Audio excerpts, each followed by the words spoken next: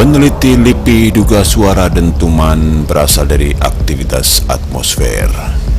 Dilansir dari prfmnews.id, peneliti Madya Bidang Geofisika Terapan Lembaga Ilmu Pengetahuan Indonesia atau LIPI, Nugroho Dihananto menduga suara dentuman yang terdengar di wilayah Jabodetabek bukan disebabkan oleh aktivitas erupsi dari Gunung Anak Krakatau, mengingat jarak antara Selat Sunda di mana gunung tersebut berada dengan Jabodetabek cukup jauh.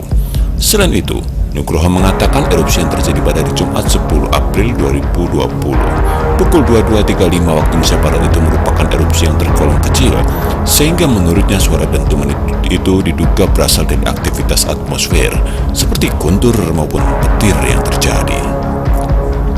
Terlebih lagi, wilayah Bogor diketahui sebagai daerah yang aktivitas atmosfernya cukup intens. Selain itu, karena aktivitas warga minim suara, dentuman yang dihasilkan pun seakan-akan menjadi lebih besar. Boleh jadi suara itu dari aktivitas di atmosfer kita, misalkan guntur, kilat, yang ada gunturnya, petir. Namun kita tahu semua lagi WFH, jadi situasinya sepi, jadi mungkin efek guntur itu demikian keras. Saya pikir terlalu jauh kalau kita menghubungkan suara itu dengan gunung api yang ada di Selat Sunda, kata Nugroho saat on air di radio PRFM 107,5 News Channel pada hari Sabtu 11 April 2020. Karenanya di saat seperti ini yang harus dihindari adalah untuk tidak menghubung-hubungkan suatu kejadian dengan kejadian lain, karena menurut Nugroho berpotensi membuat resah masyarakat. Yang berbahaya itu kalau kita menghubung-hubungkan yang membuat resah itu, yang menghubung-hubungkan ini ada letusan anak Krakatau, ada dentuman yang maha keras. Kalau saya lihat ya janganlah kita berandai-andai, ungkapnya.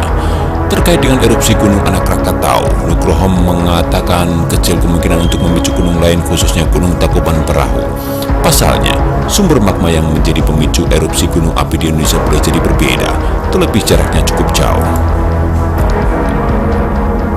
Di masing-masing gunung kita itu di bawah ada sumbernya magma, tapi sumber magmanya lain-lain. Jadi sumber magma di Tangkuban Perahu boleh jadi berbeda dengan di gunung anak Krakatau, karena ini sumbernya berbeda-beda jelasnya. Sehingga menurutnya kecil kemungkinan gunung anak Krakatau memicu aktivitas gunung Tangkuban Perahu.